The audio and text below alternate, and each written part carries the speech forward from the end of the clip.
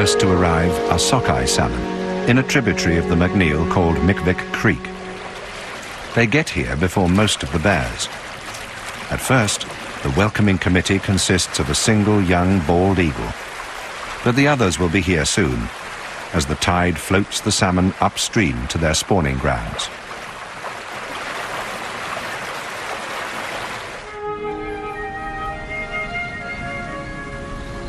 When they arrive, Teddy keeps Tuffy to the higher ground while she makes sure that the coast is clear. She knows that the big males will also be converging on the creek. 2 years ago, one of them killed her 2 cubs. She's on her way to the best fishing spot on the creek, but it's already occupied by 2 giant males. The large dark bear on the left is Woofy. He's the alpha male in the whole valley. At present, he's preoccupied with re-establishing his position in society after winter. His victim is Creek Bear. We'll be seeing him again. Teddy watches from a distance until the time is ripe to make her move.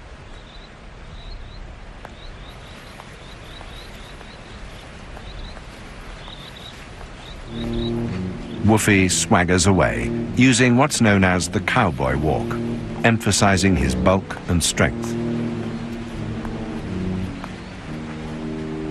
Teddy can now go down to the water in search of her first fish of the season.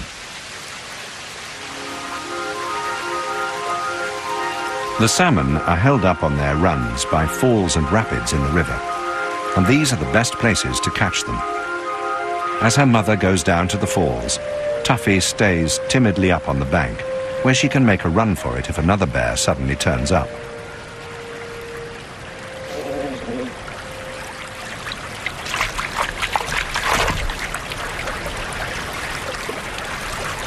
Already salivating at the thought of the first fish of the season, Teddy is almost overwhelmed by the abundance of food.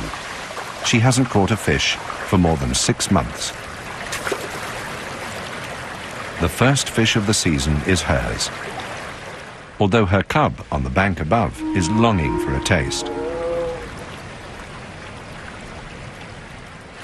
Teddy needs to replenish her fat reserves after the long fast of winter. Tuffy looks like being disappointed. Other bears are arriving to interrupt her mother's fishing.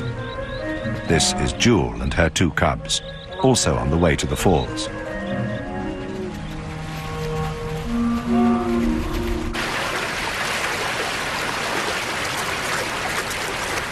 Teddy seems unperturbed, bringing the second fish up the slope to Tuffy, hurrying so that she can go back for another for herself. She's noticed that Jewel is there, and she wants to get back to the water before Jewel takes her place.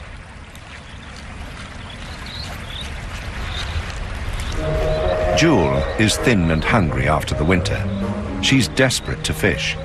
But first, she must make sure that her exuberant cubs are in the right place where she can see them, and that could take some time. It's not long since she was a cub herself, and she enjoys the rough and tumble.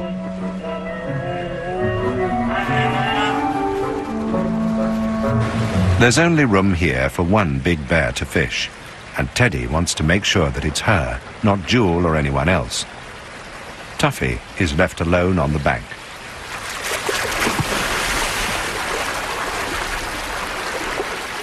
But as Teddy enjoys herself in the clear pool, her cub's gloom increases. Jewel and her family are coming nearer. But Tuffy is her mother's daughter, an alpha female in the making. She's not about to back down. One reason for Teddy's lack of concern is that Jewel is very young and well aware of Teddy's high status. She can be fairly confident that the younger bear won't harm Tuffy.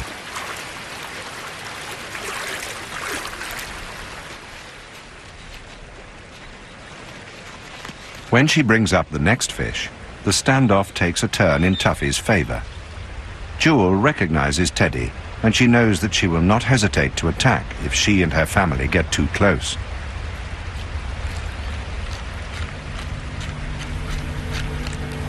Jewel soon has a reminder of the senior bear's power. Teddy will go to any lengths to defend her youngest daughter. Jaw clacking shows how tense and stressed Teddy is. But there are fish to catch, and the water calls.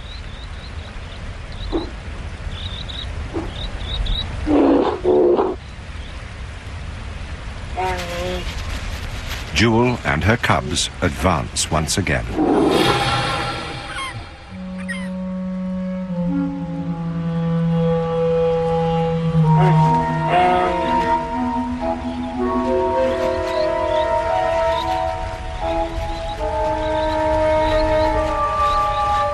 Tuffy holds her ground, but this time not her fish.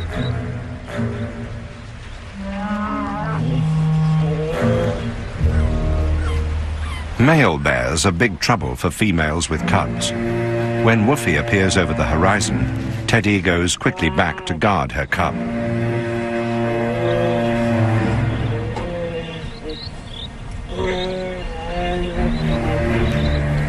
Woofy is the dominant alpha male hereabouts, but not because of his size. At 600 kilos and nearly 3 meters tall, he's not the biggest bear in the valley, but he is by far the most aggressive.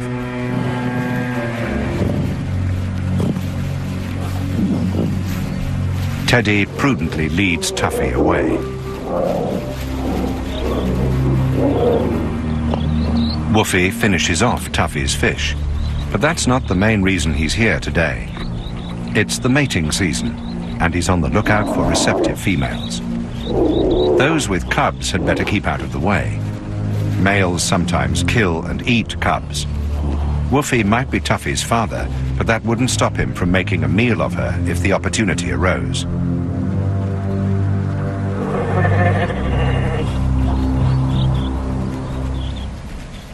Jewel and her cubs finally get the chance to go fishing.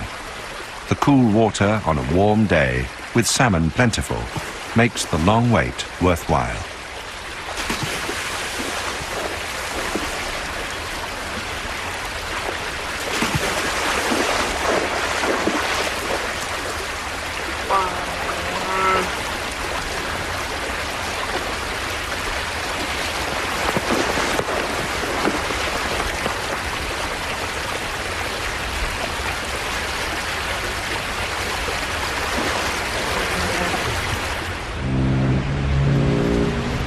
Another male, Larry, has arrived at the river in search of a mate.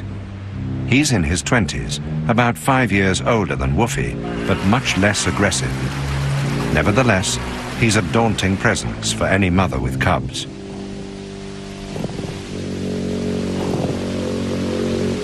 When he arrives, Jewel and her cubs leave the pool.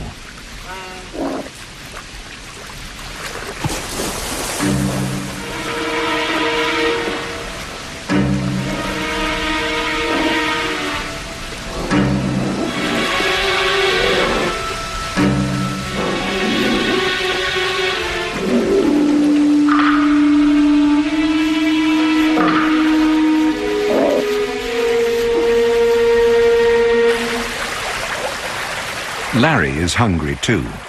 The females can wait while he gets himself something to eat.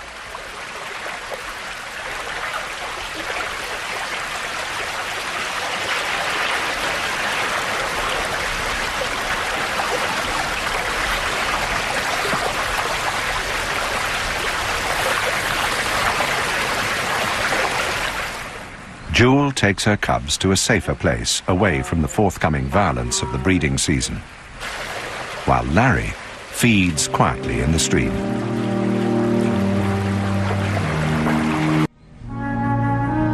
For the next few days, the falls will be no place for females with young, so they take their cubs further downstream in search of other food. Other animals too wait for their moment to fish.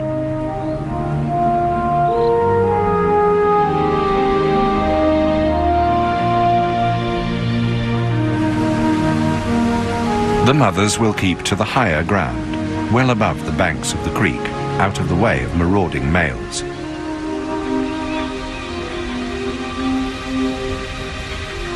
Mick Creek offers plenty of sheltered spots where Teddy can suckle Tuffy in peace. Tuffy is still only 16 months old, and her diet still contains a large proportion of mother's milk. All the bears with cubs move along this path, high on the ridge above the river. A couple of days later, Kutsi arrives with her 2 cubs. She's probably one of Teddy's daughters, about 8 years old, and this is her first litter.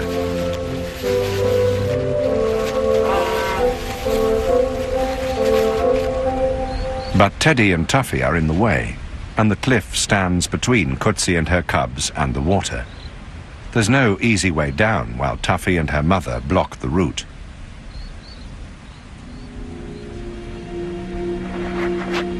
And it's a very long way down.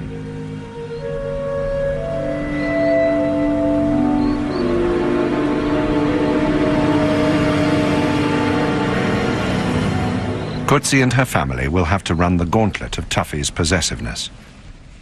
Tuffy is clearly her mother's daughter, an alpha female in the making. She's not going to make things easy for Kutsi and her cubs. The first thing to do is to get Tuffy out of the way.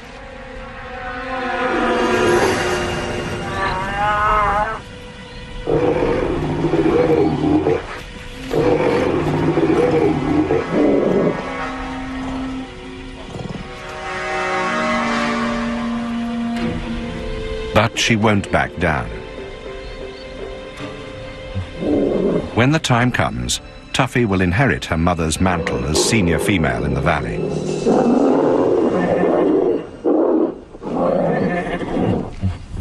For now, she needs a little support from her mother to keep Kutsi and her cubs away.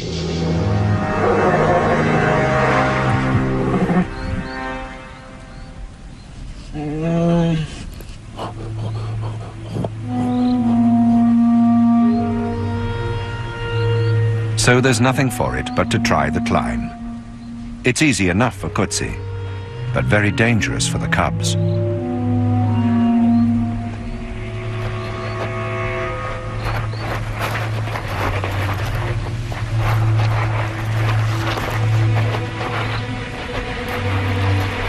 She is immensely strong, and her claws give her a good grip on the loose sandstone, but the cubs lack her strength and experience.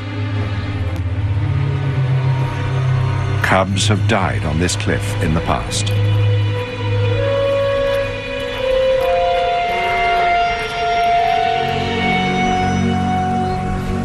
But they make it safely to the ground, much against Tuffy's will. In her agitation, Tuffy nearly succeeds where the cliff failed, in maiming her cousins with an accidental bombardment.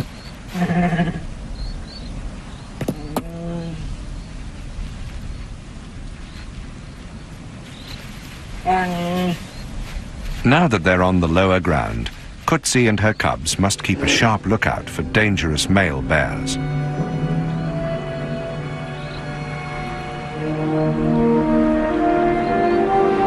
But the terrain is more open here, and they should be able to see them coming from some way away.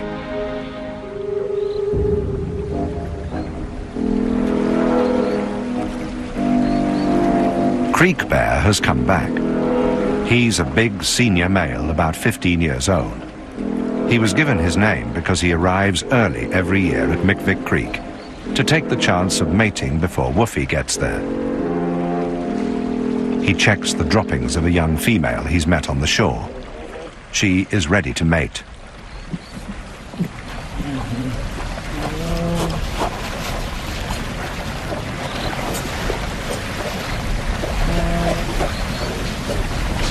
There are few preliminaries in grizzly bear courtship. The female is just as anxious as the male to start a new generation.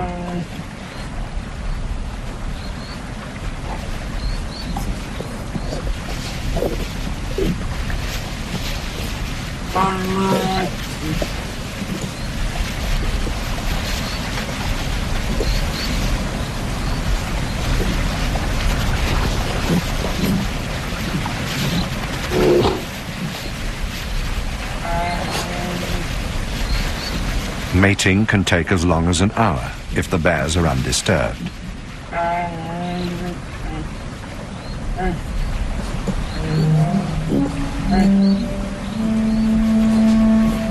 But another bear arrives on the scene, disrupting Creek Bear's plans.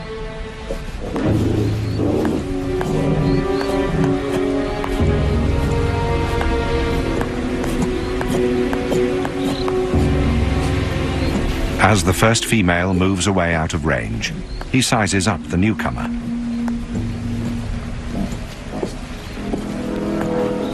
Rolling towards the challenge with the cowboy walk, he discovers that the intruder is another female, also ready to mate. Kutsi and her cubs move further away in case of trouble.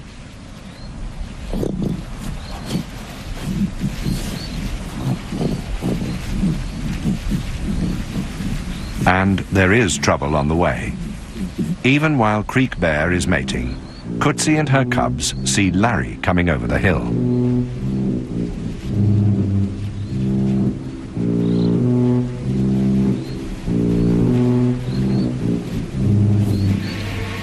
Once again, Creek Bear has been disturbed in the act of mating. He is none too pleased. Larry has the scent of the females strong in his nostrils. In spite of Creek Bear's looming presence, Larry feels a powerful urge to mate. Larry and Creek Bear have known each other for many years. Theirs is an ongoing rivalry. Even though Creek Bear is younger and stronger, as well as bigger than him, Larry is not backing down now.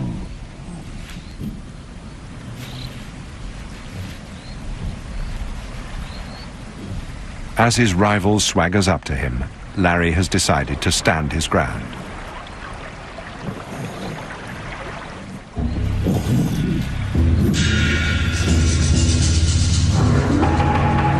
Neither bear really wants to fight. The risks of injury are too great. But one of them has to end up boss bear, and Larry's mating urge is too strong to let him retreat.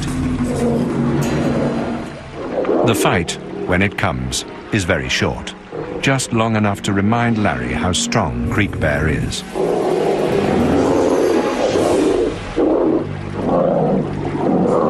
After a little more huffing and puffing, it's over.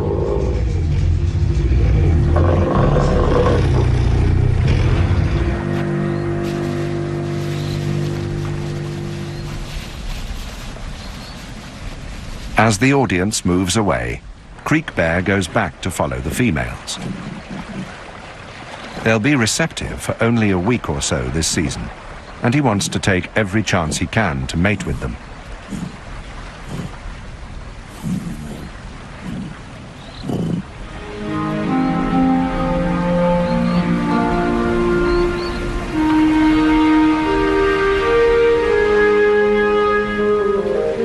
Meanwhile, Kutsi leads her cubs to the grass flats, where she will introduce them to a new source of food. Grass might seem out of character for these huge carnivores, but it's a very valuable food, especially when the fish run is not as good as usual.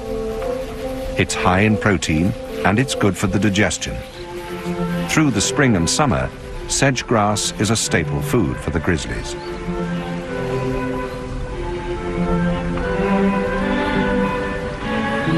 The grass flats along the lower river provide a plentiful supply. After her busy and stressful morning, Kutsi leads her cubs away for a rest.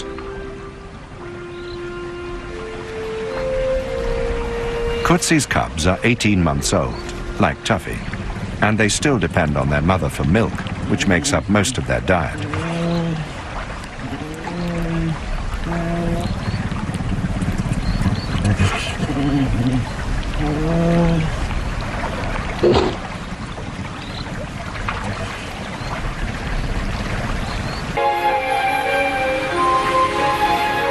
By now, it's early July, time for the most important event of the year at McNeil River. This is why these great carnivores gather here, forming the greatest concentration of brown bears in the world. The snow has melted from the mountains, watering wind-swept meadows of grasses and flowers, all in full bloom.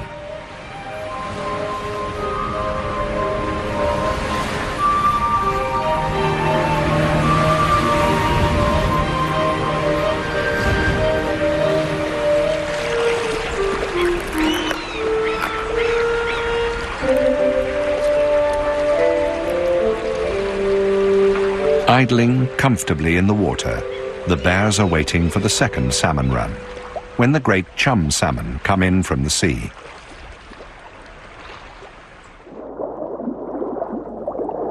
Chum salmon usually arrive in huge shoals numbered in tens of thousands. This year, for some reason, the run is late and slow to start, but there are still fish to be caught. Salmon are the reason that the brown bears here are among the biggest in the world. They supply not only protein to allow the bears to grow to a huge size, but also abundant fat to build up their reserves for the winter. When the fish arrive, the bears are ready.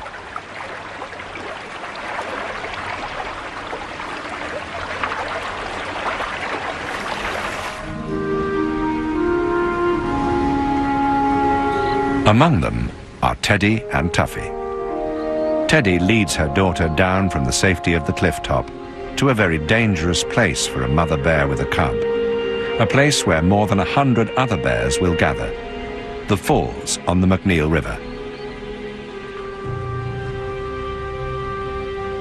Teddy knows the dangers, but she also knows that she has special standing in this society as the alpha female in the valley. With luck, her reputation for aggression will protect Tuffy from the worst excesses of the violence that is about to begin. Grizzlies come to the McNeil River from miles around to share in the salmon harvest.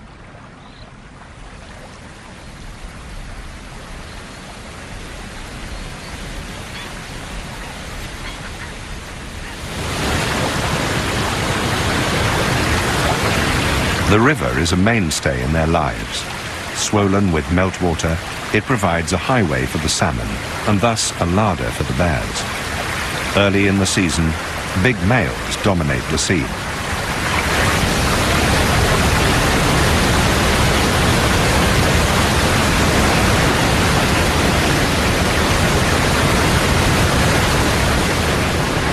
And sometimes the river dominates the bears. But 350 kilos of bear is not easily daunted by a ducking.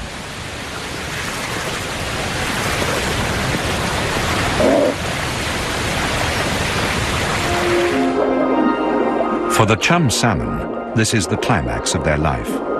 After they've spawned, they will die.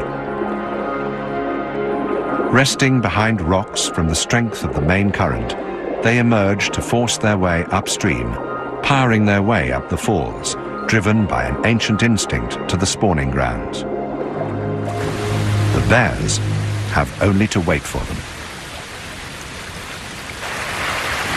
The best fishing spots are held by the biggest and most aggressive males. Sterling is the biggest bear on the whole river, holding a good place by virtue of his sheer size. Woofy is not so big, but what he lacks in bulk he makes up for in ferocity. He rarely catches his own fish. He relies on the power of his personality to supply him with food. In other words, he's a professional, full-time thief, benefiting from the efforts of others.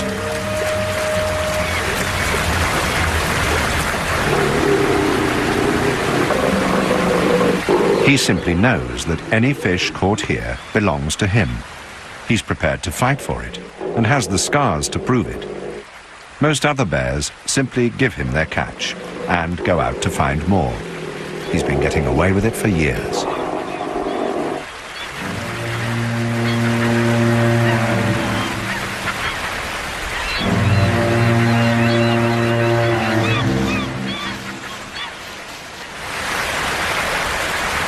Although the salmon run is not good, there are some fish to be caught, for bears who can hold their own in the fight for ownership of the best fishing sites.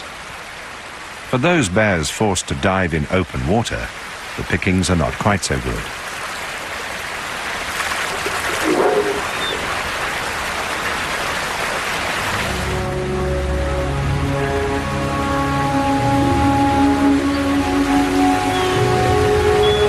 With all the best spots held by the biggest males, a female has little chance of finding food here, unless she's a very special bear. Teddy is a very special bear. She's been coming here for every one of her 21 years. Her mother brought her here as a baby. She knows the place well, and she knows how to look after herself. With so many hungry male bears about, it's a very dangerous place for a small cub. Teddy must find a balance between her hunger and the need to protect Tuffy from danger. Where the big males are fighting over the fish, she will keep well away.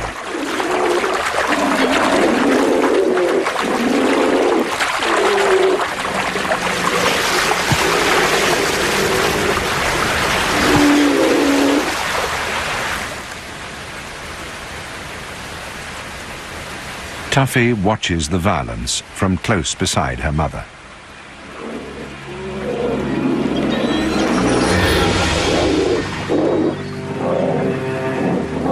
Sterling, the giant, is once more robbed by Woofy. Scraps are breaking out all over the river.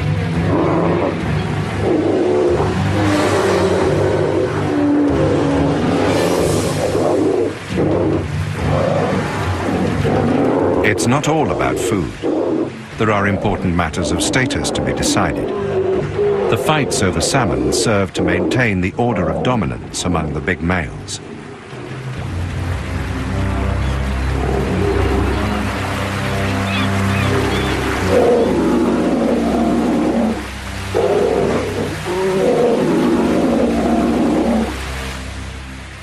All this conflict may cause life-threatening injuries or crippling wounds.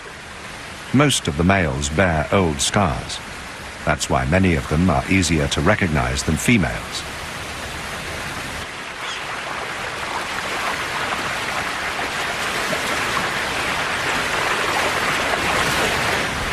The safest course of action once a bear has caught a fish is to get out of the water and away to a secluded place where he can eat it alone.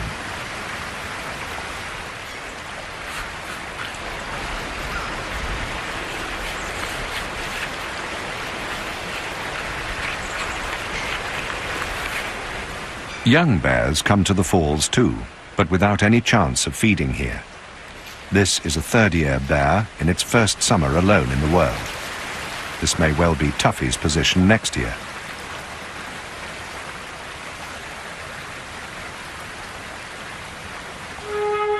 But for now, Tuffy is with her mother and in a very privileged position. As soon as the chance arises, Teddy will hurry down to the water.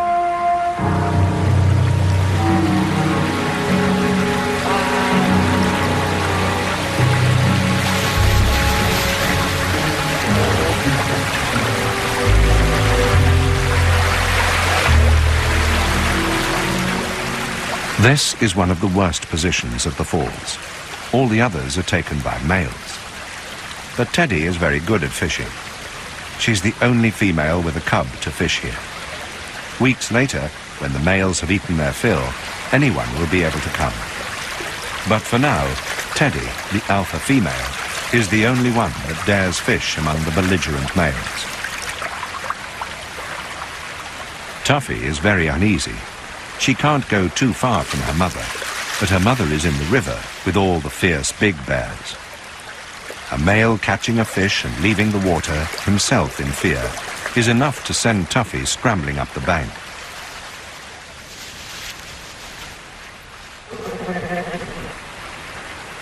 Teddy has to follow her and bring her back to where she can keep an eye on her and keep her out of harm's way.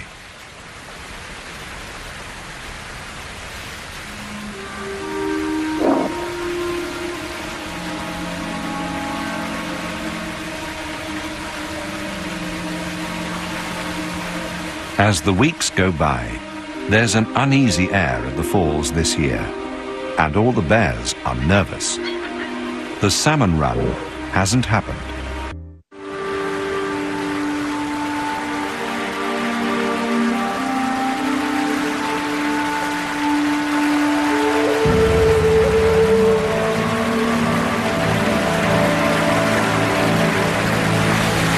The fights are no longer over fish, but over places from which fish might be caught.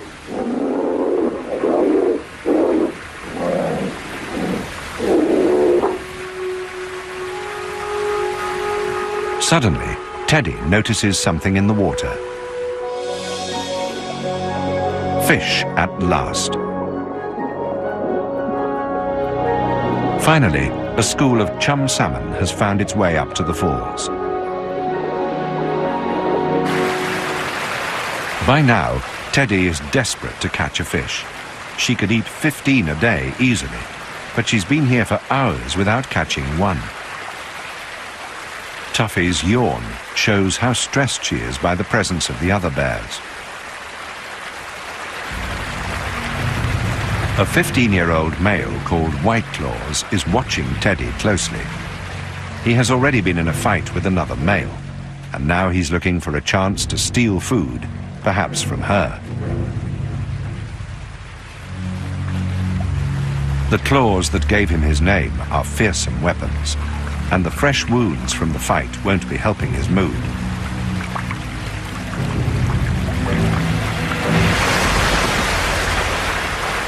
As Teddy fishes, she must keep a close watch on White Claws. He obviously means her no good.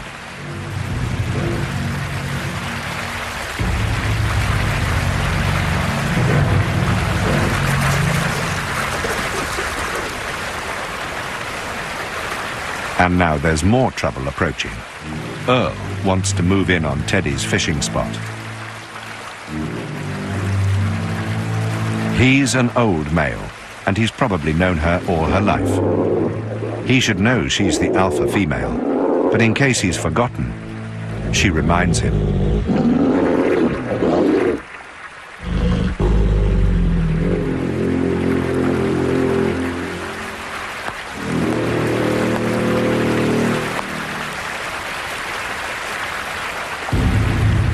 But White Claws is younger and less easily intimidated. He's also much bigger than Teddy. When she finally catches a fish, he's ready to close in.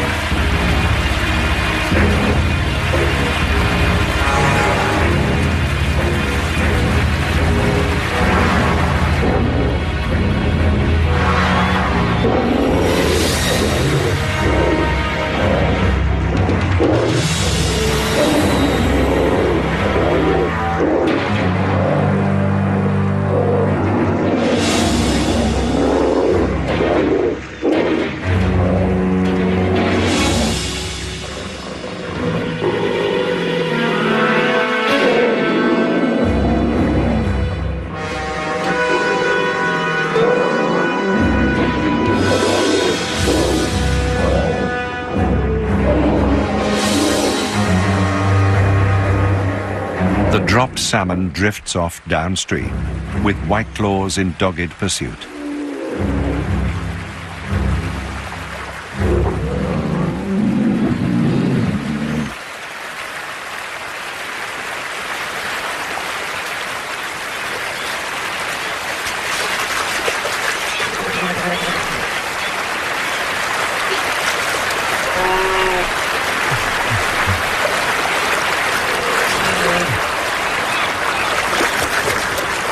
While White Claws is preoccupied, Teddy catches another fish.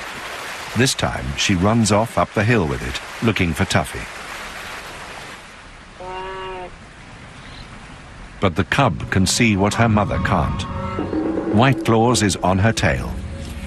When Teddy sees him, she bolts the fish as the younger bear comes up the hill after her.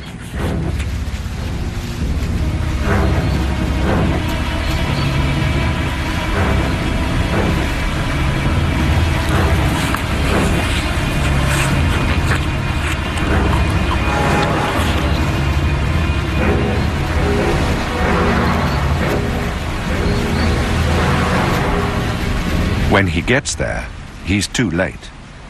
But Tuffy still hasn't eaten. Teddy goes to the river one more time. She is nothing if not tenacious.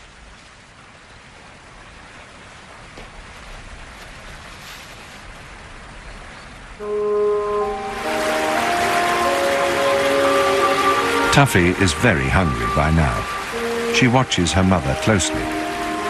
What she learns now will stand her in good stead in summers to come. This time next year, she will have to find her own food. Is this third time lucky? Perhaps Teddy will be able to share this fish with her hungry daughter without being disturbed.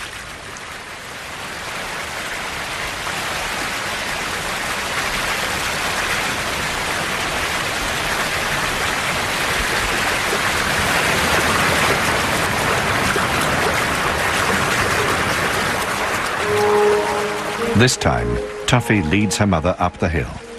With luck, no male will follow.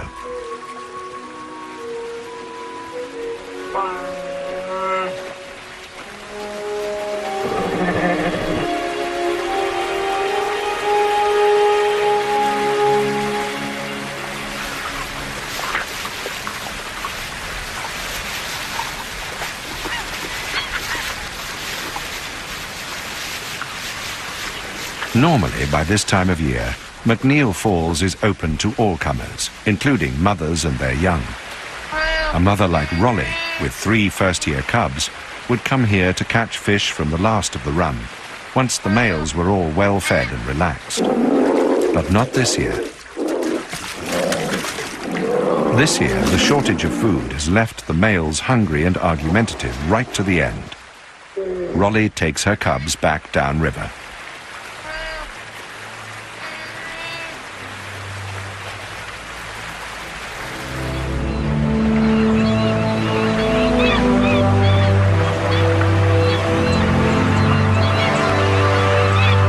Below the falls, females with cubs are much safer.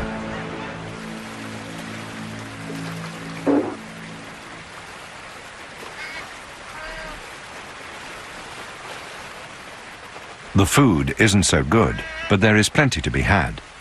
There are scraps of fish from kills higher up, and the exhausted chum salmon are spawning at the end of their life's journey.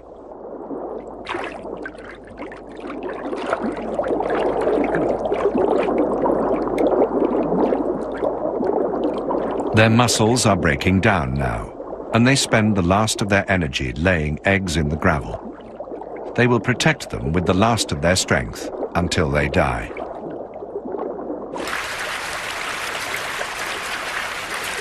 A second-year cub, the same age as Tuffy, chases the dying salmon.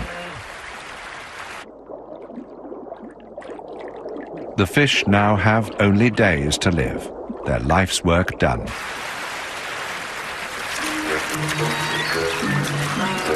This is the best time for a cub to learn how to catch salmon, when the fish are tired and slow, and the cub is away from the pressures of the aggressive males.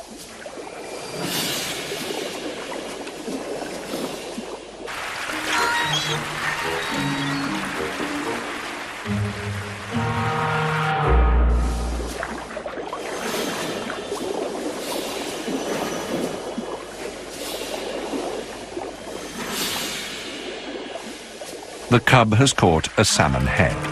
Not exactly a triumph of the fisherman's art, but a significant meal for a young bear. However, she still relies on her mother for most of her food. Her mother is called Mouse. Like Teddy, she's fished this river every year since she was born, about 17 years ago. Her cub watches intently as her mother picks up another meal for them to share.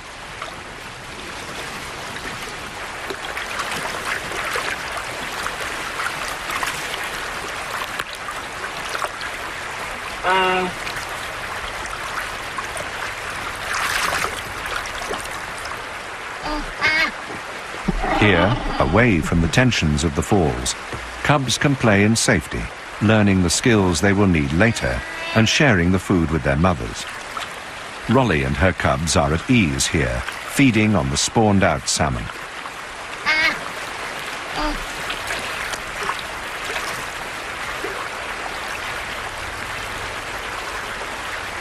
They need all the energy they can collect now, because the season, poor as it was, is coming to an end.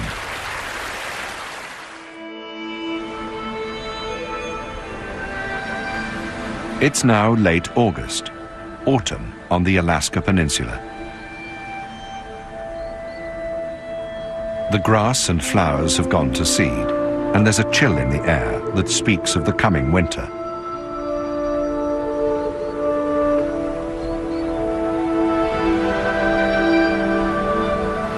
The sedge grass has been grazed to the ground, and what little remains lacks the proteins that were so important to the bears earlier in the season.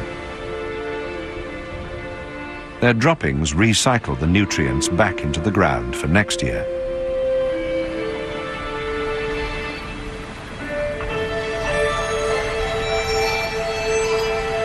On a dreary morning at the end of a disappointing season, there's a strong sense that time is running out. Most of the bears have left McNeil Falls in the search for better fishing elsewhere before it's too late. There are still a few males hanging on, dominating the best fishing spots, but they're not catching much. Tuffy tries her hand at fishing, but there aren't enough fish about for her to get any worthwhile practice. All the same, she's privileged to have the chance. Teddy's presence on the bank keeps her cubs safe among the big males who would otherwise attack her. All the same, it's difficult for the cub to concentrate, while male bears constantly keep up the pressure on her and her mother.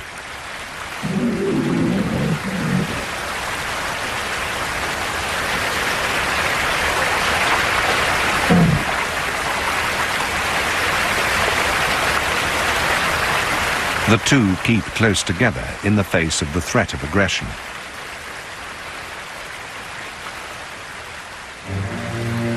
Woofy is still here, actually fishing for himself now that there are few bears left to steal from. Larry has hung on too, to practice his own style of submarine fishing.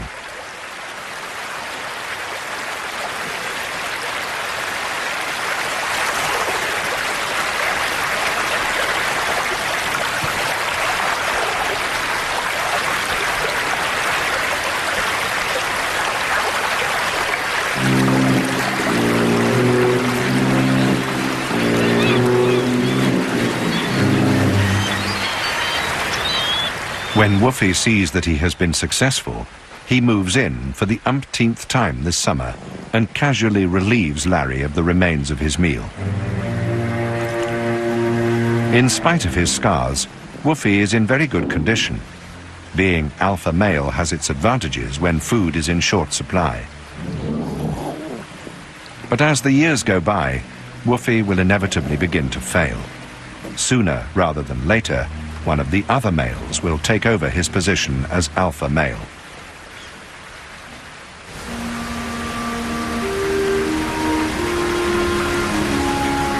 Meanwhile, Teddy and Tuffy are still fishing.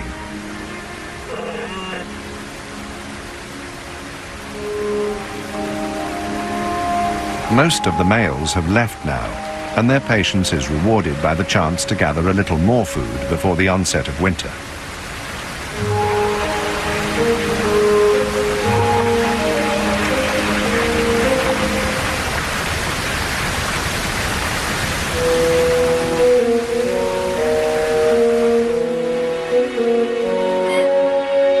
At this time of year, every mouthful is vital. Both mother and daughter need to put on as much weight as they can before they hibernate.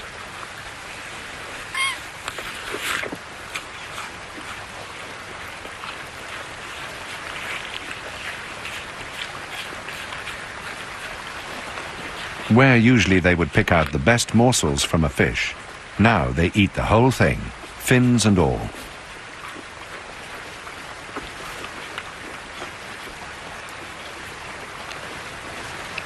Even tiny scraps from between their claws cannot be allowed to go to waste. As it turns out, this will be their last meal at McNeil this season. Earl, the cantankerous old fish stealer, is still here. Although she beat him off earlier in the season, Teddy has no wish for any further confrontations.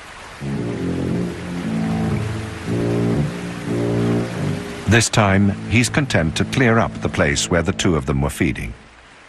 But Teddy knows that he won't go away.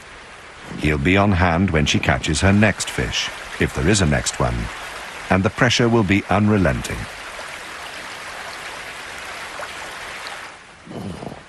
It's time to leave. Tuffy and her mother will wander to another river in search of more spawned-out salmon and finish their autumn's feeding on berries in the hills before they hibernate to wait for the spring. The feeding at McNeil River is well and truly over. Next year, Teddy and Tuffy will no longer be mother and daughter. Tuffy will be alone in the world, just another defenseless third-year cub. There will be nothing Teddy can do to protect her. The McNeil River will look very different then.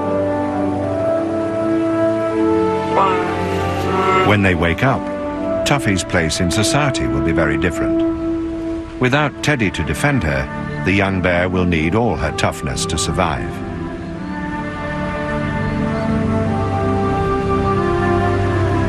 It was a strange summer this year, but the next will be stranger still for the little alpha female in waiting, ambling back over the hills with her mother into an unknown future.